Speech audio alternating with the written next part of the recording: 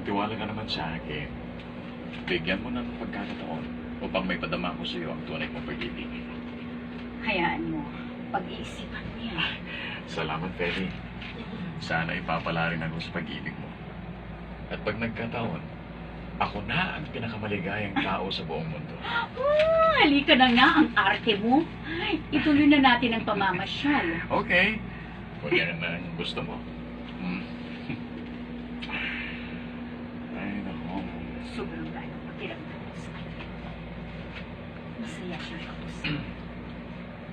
Nakikita ko na.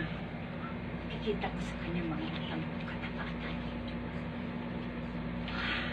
Nararamdaman ko kay Bernard. Umiibig na ba ako sa kanya? Oo. Bakit? Parang ang lalim ng iniisip mo. May problema ba? Ha?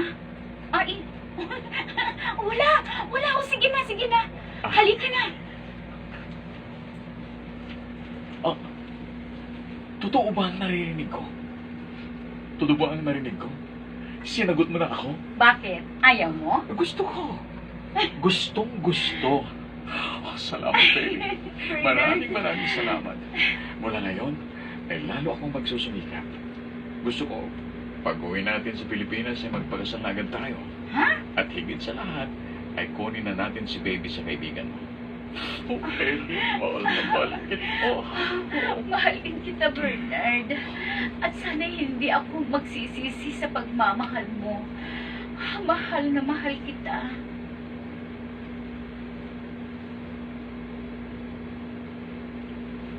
Oh, handa na ang lahat, mahal.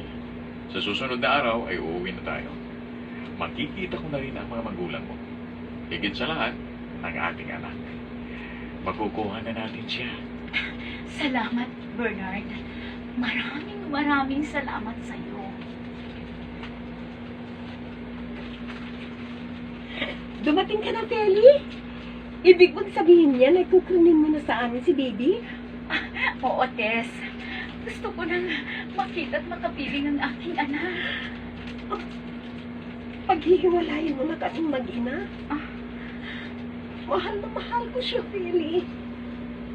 Alam ko, Tess. Ngunit, kailangan ko na siyang kunin. Maraming salamat sa pagmamahal at pag-aaruga mo sa kanya. Masakit man para sa akin. Ay wala akong magagawa. Ikaw ang tunay niyang ina. Tess. At karapatan mo kunin siya. At sana, huwag mo akong pagbawalan na hiramin namin siya paminsan-minsan. Oo, friend. Dahil may karapatan ka na rin sa kanya. Nasasaktan ako, Feli. Sobra.